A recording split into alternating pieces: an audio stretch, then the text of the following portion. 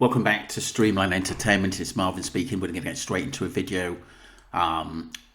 Jeremy Kyle on Talk TV. I find it really weird. Jay Slater's belongings found on human remains in missing teen search.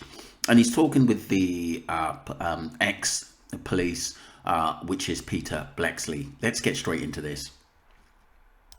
Sometimes and we get angry, and sometimes it's tragic, and this is another story. I don't understand enough about this story. Fill me in. This is a kid, a 19-year-old from Lancashire, hasn't been heard of for well over a month. The civil guard says that whilst a formal identification needs to take place, all evidence suggests they found some stuff that belonged to Jay Slater near the remains. They say he may have suffered an accident or a fall. What else do we know, Pete? Well, it's 4 weeks ago today that Jay Slater was reported missing by his friend and travelling companion that he went to Tenerife with. He travelled out there with two friends to attend a music festival called NRG in Playas de las Americas. And after he left that music event one evening, he got in a car with two men and went on a journey of about an hour to a place called Masca in the north of Tenerife. When he left these men's apartment on the Monday morning, 4 weeks ago today, he took a Snapchat photograph of himself. But most importantly, he rang his friend, Lucy, and told her that he had 1% power left on his battery, on his mobile phone, that he had nothing to drink, and that he was thirsty, and that he was in unfamiliar terrain. In other words, he was in a fairly mountainous, craggy, rugged, difficult to negotiate part of the northern part of the island of Tenerife. His friend rightfully was concerned and reported him missing to police just a couple of hours later.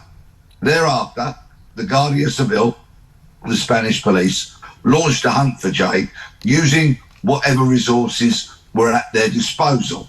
And that was essentially a helicopter, sometimes, drones, search dogs, firefighters who were used to tackling blazes in that part of the land, a mountain rescue team, and they didn't manage to find anything until today, 4 weeks later, when they found remains, which, whilst there has been no positive identification, all the pointers are that this, sadly and tragically, is Jay Slater. We had the story a couple of months ago about that BBC doctor who slipped or fell and was out in hot conditions and passed. I mean, he was 250 yards from a restaurant, for goodness sake. Are there other beliefs around this, or do they think this is a tragic sort of, is an accident, or are people believing there could be more to this story? Because I found it really weird, right? I'm just being honest with you.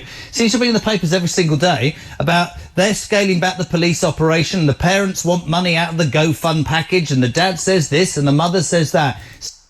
It was all very up in the air in the early days, but what we got to remember is, in this case, even though Lucy put a story out there, it sounded believable because, like I said, we didn't know what was going on in this case. It's only when we actually took a step back as sleuths and YouTubers and TikTokers, we started asking questions because too much was happening at the same time.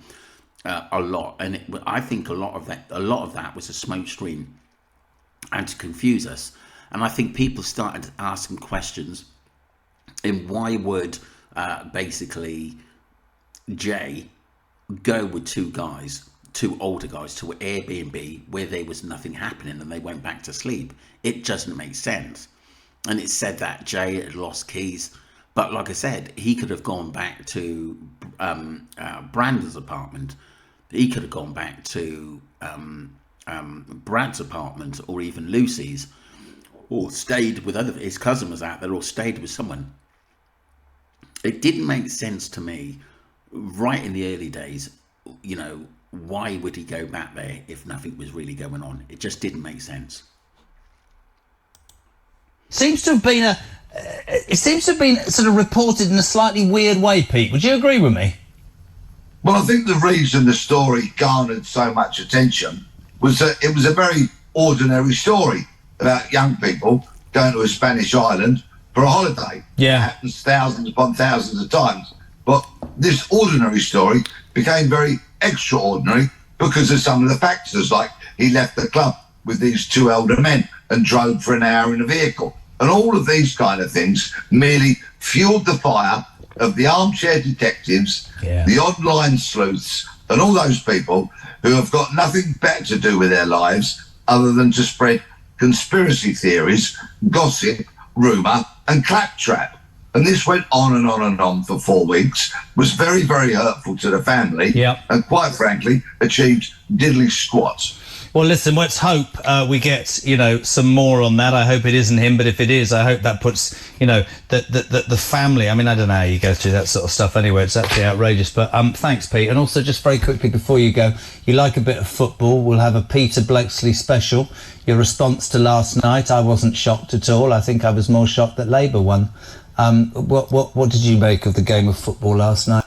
Well, that was Peter Bleksley. There's also a second video at the end of the day. I could understand, like I said, the early theories back in the day, because like I said, we had limited information back then. But like I said, there were a lot of different theories. Like myself, I came into the case 2 weeks after it happened. I come back from holiday and it was all over the news. I thought, I'm going to actually look into this.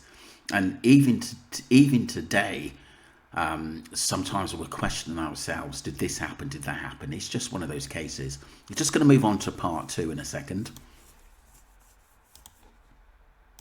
Welcome back to part 2, people.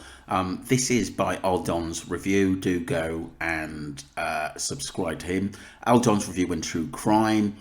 And this is Jay Slater case, ex-Met Police detective Peter Police speaks out about the mayor of Masca, Tenerife. This is very, very interesting. Very interesting. Department was, I don't think has been entirely forthcoming.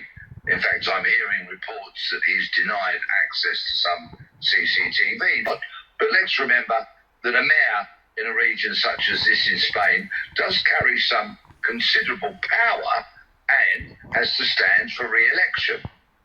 This island is so heavily dependent upon tourism.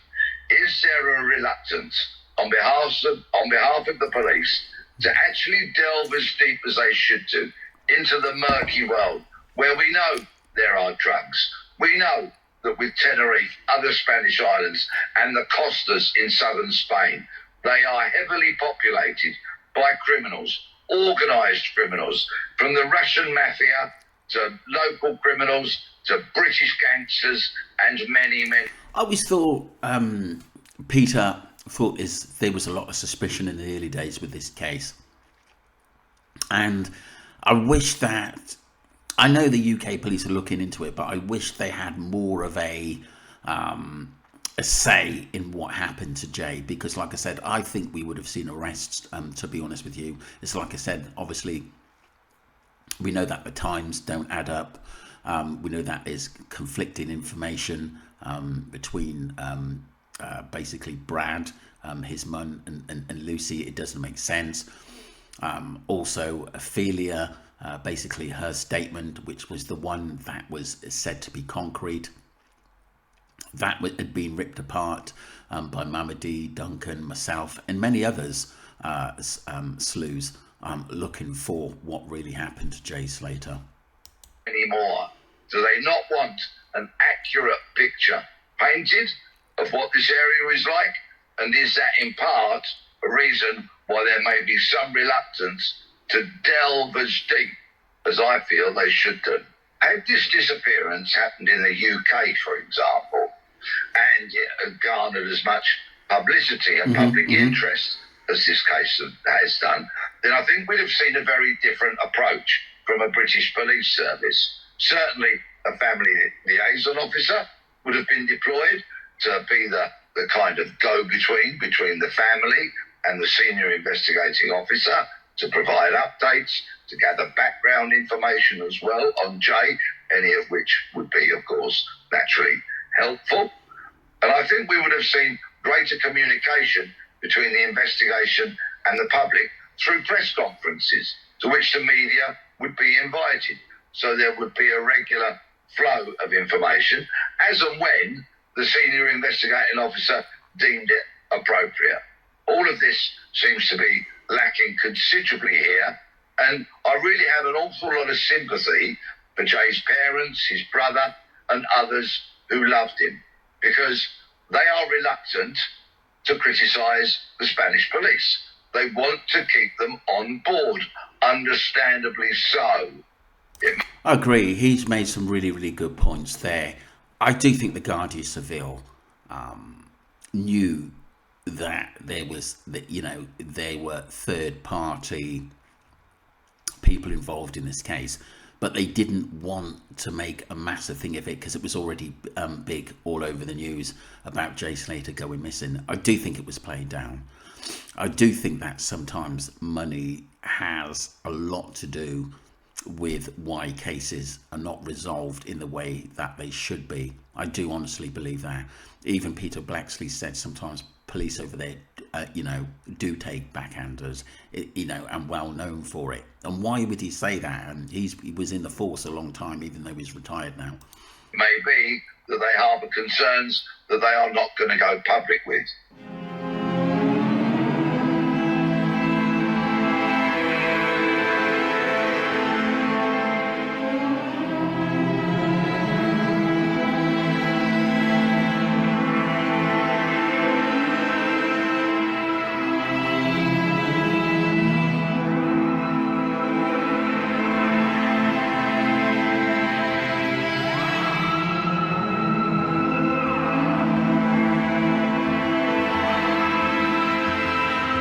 When you see some of these like cliffs and stuff, it's terrifying, absolutely terrifying how someone would even attempt to get up there without your sort of professionals, mountain climbers or guides to take you through. It's just unbelievable.